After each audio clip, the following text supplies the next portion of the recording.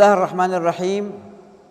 Alhamdulillah, Allahumma salli wa sallim ala Sayyidina Muhammadin alladhi huwa likulli babin mughlaqin miftah wa ala alihi wa ashabihi ahlul fadli wassalah. Pemirsa sekalian, di mana saja Anda berada, Assalamualaikum warahmatullahi wabarakatuh. Berjumpa kembali kita pada kajian pesan-pesan Nabi Muhammad SAW. Dan malam hari ini saya akan membawakan sebuah hadis yang diriwayatkan oleh Ibnu Majah, yang mana hadis ini diriwayatkan oleh sahabat Utsman bin Abil As.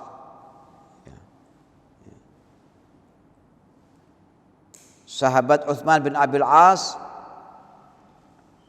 radhiyallahu taala anhu, beliau berkata, kana akhiru ma ahida ilayya Nabi sallallahu alaihi wasallam hina ammarani ala Taif qala li ya Utsman tajawaz fi shalah.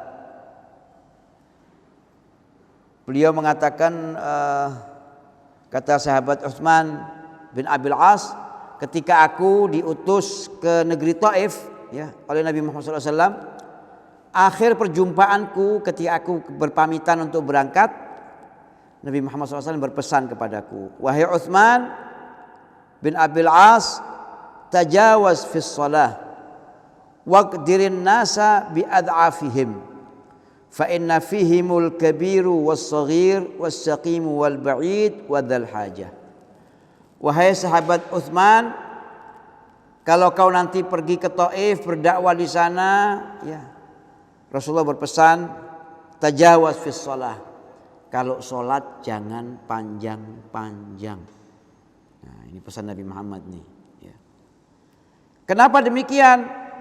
Kata Nabi Muhammad, kalau kamu sholat jamaah, yang harus kamu perhitungkan itu, yang kamu harus jadikan standar, aku kira-kira sholatku harus sepanjang apa, itu kamu lihat.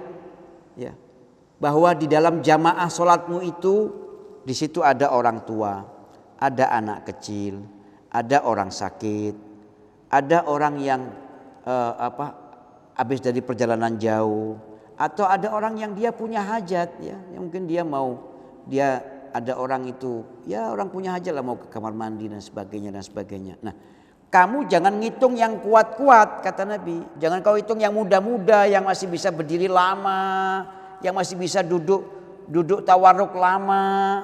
Jangan dihitung. Tapi yang kamu hitung itu yang lemah. Supaya nanti kamu sholat, nah sholatmu itu buat yang kuat juga tidak jadi masalah, buat yang lemah tidak jadi masalah. Nah ini penting, ini penting. Kita jangan bikin orang itu, Nabi Muhammad itu Nabi Muhammad SAW itu dia selalu tidak ingin orang itu merasa ibadah itu sesuatu beban gitu loh. Dibikin ibadah itu mudah gitu loh, mudah. Satu kali waktu sahabat Mu'ad itu setelah selesai sholat, dia mengimami di kampungnya begitulah. Nah, rupanya ketika sholat, entah itu sholat maghrib atau sholat isya begitu, dia baca Al-Baqarah. Rupanya ada satu orang di antara jamaah itu yang nggak tahan berdiri lama-lama. Akhirnya dia munfarid, dia meninggalkan jamaah, dia sholat sendiri. Selesai sholat, orang-orang lapor sama sahabat Mu'ad. Orang itu tadi dia keluar dari jamaah karena kelamaan sholatnya. Kata sahabat Mu'ad, innahu munafik, dia adalah orang yang munafik. Orang ini dengar kalau dibilang begitu, lapor sama Nabi Muhammad SAW. Ya Rasulullah, aku ini seorang pekerja. Aku ini bekerja dengan tanganku, aku ini yang mungkin dia bertani atau apa begitu ya. Nah, lalu aku sholat di belakang Mu'ad baca Al-Baqarah, aku nggak tahan sehingga aku keluar dari jamaah.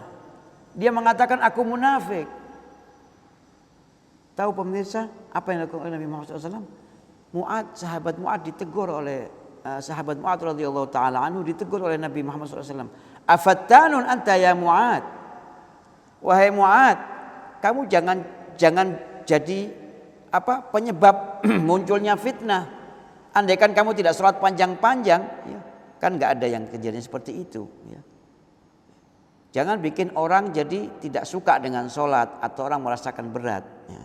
Nah, dalam pesan ini Nabi Muhammad SAW itu ngajarin kita bahwa segala sesuatu itu harus tertakar. Memangnya nggak boleh Ustadz kita sholat baca Al-Baqarah? Kan Nabi kalau sholat bacanya Al-Baqarah. Ya. Nggak boleh kita baca surat? Boleh. Kalau Anda mau begitu, Anda sholat sendiri. Anda sholat sendiri. Atau Anda bikin perjanjian ya, sama teman-teman Anda yang memang dia kuat, gimana? Kita mau jamaah tapi saya kepinginnya baca Al-Baqarah misalnya. Oke, kita sepakat, kita setuju. Nah, tidak apa-apa. Kalau Anda sholat sendiri. Ya. Tapi kalau kita berjamaah di masjid, ya kita mesti ngukur jamaah kita. Ya. Mungkin ada di antara mereka yang nggak bisa tahan, maaf, kencing dan sebagainya. Ya. Nah itu mesti dipertimbangkan. Jangan kita ketika orang nggak tahan sholat sama kita, lalu kita akan, oh ini orang nggak suka jamaah, oh ini orang begini. Ya. Apalagi di tempat umum. Ya.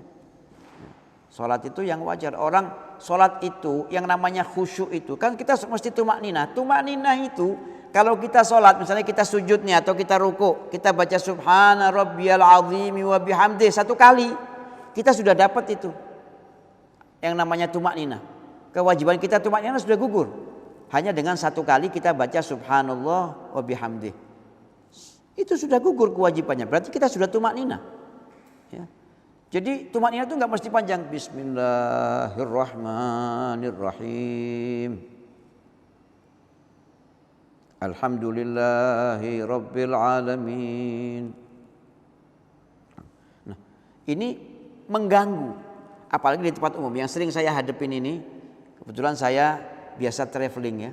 Nah, saya biasa pergi ke berbagai daerah ya. Itu di bandara.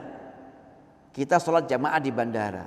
Kadang-kadang ada flight itu atau jam penerbangannya itu mendekati waktu sholat. Ya. Jadi kayak misalnya kita sekarang zuhur misalnya jam 11.45. Nah, kita terbangnya itu ya, jadwal flight kita itu jam 12. Nah, berarti ya jam 11.30 kita sudah harus boarding ya. Misalnya begitu kan ya. Nah, sementara zuhurnya jam 11.45. Berarti kalau kita mau sholat kan kita setengah 1 kita boarding ya. Nah dari boarding masuk pesawat sampai terbang itu kan ada waktu setengah jam nih. Nah ini ada waktu 30 menit. Nah, sementara adzan zuhurnya kalau sekarang ini kira-kira jam berapa? 11 atau 11.45 ya kira-kira ya 11.45. Kita punya waktu kan mepet. Nah kalau kita sholat terus kita lama, orang ini ketinggalan pesawat. Nah kadang-kadang yang imamin ya, itu dia mungkin flightnya masih jauh, mungkin masih 1 jam ke depan. Tapi yang jamaah di belakang kan ada yang dia mau buru-buru. Kalau dia nggak sholat dulu nanti dia nggak keburu sholatnya karena nyampenya di sana sudah malam sehingga dia kehilangan zuhur dan asar. Nah itu mesti bertimbangkan. Ya. Kita sholat itu yang biasa saja, nggak usah baca yang panjang-panjang, baca surat-surat yang pendek-pendek karena mungkin ada yang buru-buru harus naik pesawat, ya. Ada yang, nah kan kesian kalau sampai mereka itu ketinggalan pesawat lalu tiketnya hangus, kan kesian. Cuma gara-gara kita ya, yang mau khusyuk tapi kita nggak syar'i. Ya. Nah, ini satu contoh saya bawakan. Artinya kalau kita sholat berjamaah kita harus mempertimbangkan jamaah kita. Kalau kita mau sholat panjang, sholat sendiri. Sholat sendiri di kamar atau di rumah atau apa ya. Nah, sholat sendiri. Ya. Kalau mau di masjid ya kita mojok yang kira-kira orang tidak ikut sama kita, tidak apa-apa. Tapi kalau kita berjamaah, kita ini sholat nih sendiri. Tiba-tiba dari belakang ada yang tepuk kita, ikut jamaah. Ya kita pertimbangkan. Oh berarti saya nggak usah panjang-panjang. Ini pesannya Nabi Muhammad ini. Ya. Pesannya Nabi Muhammad. Ya. Kita nggak boleh tidak tumak ninah itu tidak sah. Harus tumak ninah. Tapi tumak ninah itu tidak harus panjang. Ya, minimal bacaan subhanallah wa bihamdih. Nah, ya. Tajawaz, jangan terlalu panjang di dalam sholat. Ya. Rukun tetap dijalankan. Ya. Nah, kadang-kadang orang itu berpikiran bahwa khusyuk itu harus panjang sholatnya. Bacanya itu harus pelan-pelan, harus gini. Enggak. Ya. Apalagi di tempat-tempat umum, ya, di masjid, di musola, rest area. Nah, itu kadang-kadang kan ada itu bus malam, ya, yang orang-orang itu waktunya dibatasin, ya, cuman berapa menit, cuman 10 menit, 15 menit, ya. Itu di situ dia harus makan, sholat, ke kamar mandi. Nah, kalau kita berjamaah terus di situ panjang-panjang kan kasihan. Waktu makannya kita sita. Waktu dia harus ke kamar, ke toilet kita sita. Malah lebih penting Ustadz makan dengan sholat. Ya penting sholat, tapi kan ini juga harus makan dia. Ya. Dan sholat itu tidak melarang orang untuk boleh makan dan boleh istirahat. Nah, disinilah kebijakan Nabi Muhammad SAW di dalam menyampaikan syariat. Ya. Semuanya harus tertakar, harus terukur. Ya. Harus tertakar dan terukur. Ya. Jadi sekali lagi saya sampaikan, kita boleh mau berpanjang-panjang, tapi kalau kita tidak menjadi imam. Tapi kalau kita jadi imam, kita mesti memperhatikan makmum kita supaya tidak menjadikan orang itu enggan untuk datang ke masjid, tidak menjadikan orang itu enggan untuk sholat berjamaah. Ya. Ya, makanya kata Rasulullah, yang harus kamu perhitungkan bukan yang kuat, tapi yang lemah. Ya, itulah pesan Nabi Muhammad SAW yang kita dapat pelajari malam hari ini.